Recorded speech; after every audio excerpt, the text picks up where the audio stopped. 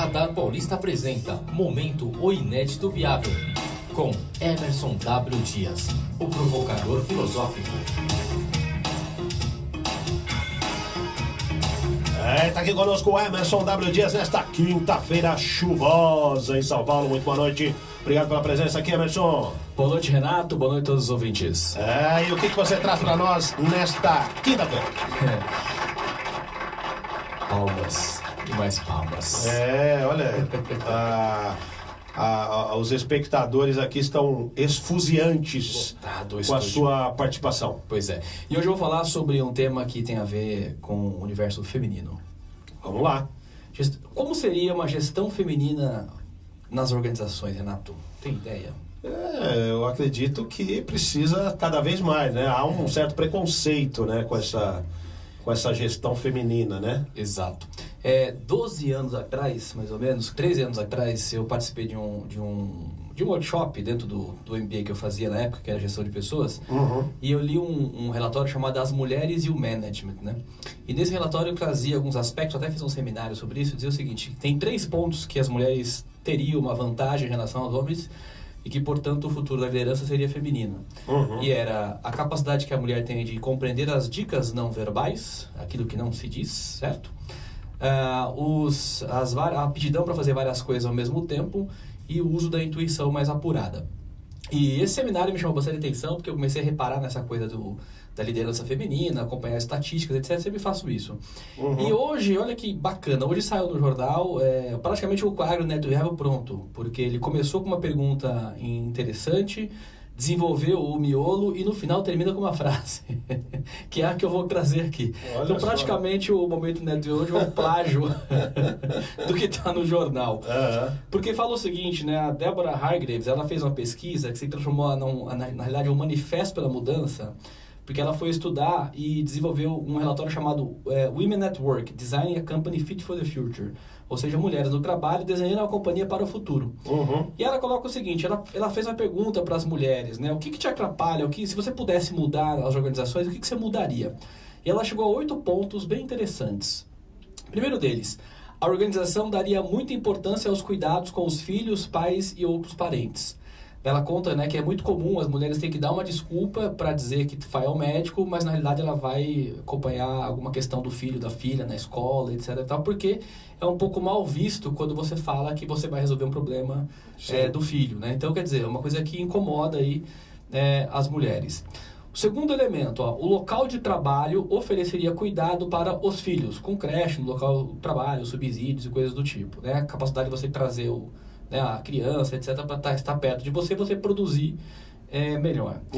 Terceiro, o trabalho seria mais compartilhado, com horário e local flexível, e a semana de trabalho de 4 dias seria encorajada em todos os níveis. Essa aqui eu achei o máximo, hein? Que é maravilhoso isso. Vamos eleger ela para a presidência da República. Eu estou pensando seriamente nisso.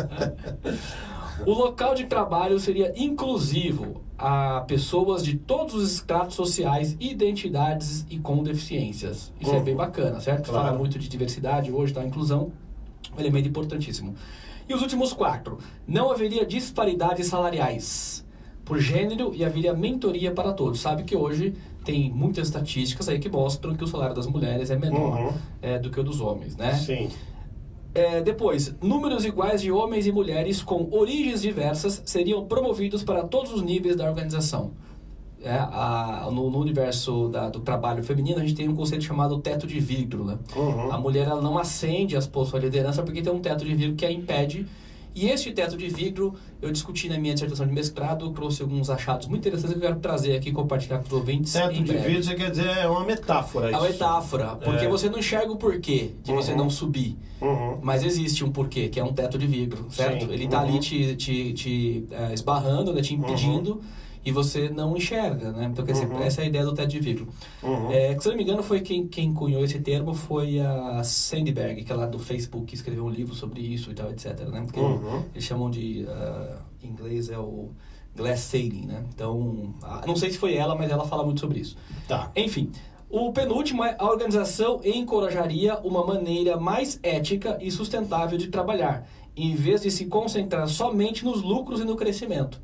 Isso é muito importante, né? A gente fala muito dessa coisa hoje da empresa sustentável, né? Da empresa do sistema B, ou seja, não é só uma questão de lucratividade. Lucratividade é importante? Claro, se não tiver lucro a empresa morre, mas não pode ser só. Tem que pensar nas questões ambientais, nas questões sociais também, certo? Sem dúvida. E por último, recompensas se baseariam nos valores da companhia em vez de apenas no desempenho individual. Ou seja, é o que se fala hoje de propósito. Uma companhia que tem um propósito de existir. Ou seja, você recompensa com base naqueles que defendem aqueles valores que a empresa defende. Não necessariamente só o desempenho individual. Porque muitas vezes o desempenho individual, ele acaba trazendo o quê? Caminhos pouco corretos para você alcançar resultados, né? Você vai resultado, mas com muito sangue, né? Acaba deixando um rastro de sangue pelo caminho. Então, acho que olhar um pouco para essa questão de valores também. Então, me chama muita atenção esses 8 itens que a Deborah Hargreaves trouxe e diz o seguinte, né? Uma companhia olhando para o futuro. Como é que uma gestão feminina, e ela coloca feminina entre aspas, seria essa companhia. Então, achei bem interessante o tema. É um tema, acho que está muito sendo discutido, essa questão da inclusão das mulheres nas posições de liderança também. Sem dúvida. Você sabe que a estatística mostra que, na média, a gente tem mais ou menos 20% das posições de liderança com mulheres, só que você pensar na sociedade, você tem 54% de mulheres na sociedade. Ou seja, elas estão muito longe de ter uma representatividade como deveria ser, né? Então, acho que bem atual o tema. Parabéns aqui a Deborah Hargreaves pela criação do manifesto, né? E fica aqui também o nosso espaço para que esse tipo de acontecimento e estudo tenha seu devido valor, a sua devida divulgação, que eu acho que é muito importante. E na verdade, né, Emerson, acho que é importante também a gente falar o seguinte... a gente tem vamos dizer aí a parte do contra, vai dizer, mas já teve mulheres aí que não deram muito certo e tal. Agora, só vai dar certo também na medida que as mulheres forem colocadas, até para elas terem essa expertise, esse poder que hoje, na verdade, como você acabou de dizer, está na grande maioria na mão dos homens. As mulheres precisam também participar dessa liderança para a gente poder, inclusive, tudo que você está dizendo agora aqui, que é a partir da matéria que você trouxe, ter esses referenciais, porque os nossos referenciais de chefia, de liderança, de uma maneira geral, vêm dos homens, né? E, Renato, você falou, né, a mulher colocou a mulher, não teve uma experiência boa e tal. Mas, na realidade, assim, né, se a gente olhar para o que tem no mundo, que a maioria de liderança é homem, tá bom.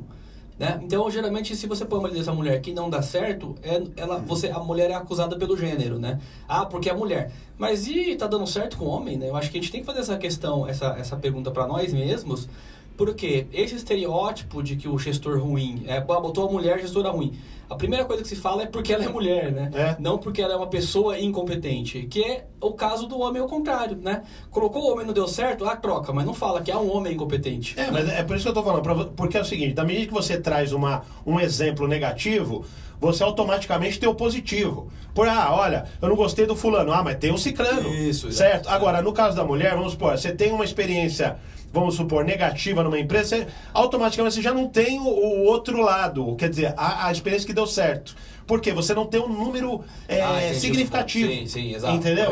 Para poder contrabalançar esse número. Correto. Né? Então. Porque você teve, por exemplo, ao longo da trajetória de uma empresa, 20 líderes masculinos. Certo. Então você tem ali, eu não gostei do fulano, mas tem um fulano que foi bom. Correto. Esse não... Agora, a mulher teve uma que de repente não deu certo. Essa não... Mas e cadê a outra? Exato. Isso aí, quer dizer, você não tem um número suficiente ali para fazer um equilíbrio. Exato. Né? E assim, não tem esse número porque, né? Tem o teto de vidro, né? Exatamente. Elas não chegam na posição. Então, precisa abrir mais isso daí. E aí a questão de você olhar a competência, né? Eu li um livro recente agora chamado Why So Many Incompetent Men Become Leaders, que é um livro de um professor americano que ele traz uma estatística sensacional sobre essa questão de gênero nas organizações. E o ponto que ele coloca é o seguinte: olhe sempre a competência, nunca o gênero, né? Porque se você olhar só a competência, então naturalmente você vai melhorar a liderança. Mas quando você fica olhando só o gênero, talvez você tenha esse tipo de situação. Eu vou promover uma mulher porque eu preciso ter uma quantidade de mulher na liderança. Então promove a mulher. Mas talvez se você olhasse a do ponto de vista de competência sem pensar homens e mulheres, o seu quadro de liderança já deveria ter sido alterado há muito tempo. Sem dúvida. Certo? Mas por quê? Porque você tolera uma incompetência masculina e não tolera uma incompetência feminina. Ou seja, o foco não é o gênero, o foco é de fato a competência. Sem dúvida nenhuma. Qual que é a frase do dia, Emerson W. Dias? A frase da nossa Deborah Hargreaves, inclusive, né, que fez esse manifesto, ela diz o seguinte: por que isso é bom, essa coisa, né, da liderança, de uma gestão feminina? Ela fala o seguinte, ó: isso não é apenas uma agenda utópica, é bom senso e vai ajudar homens e mulheres. É isso mesmo. E tem que fazer. A utopia né? É bom senso, né? Bom senso.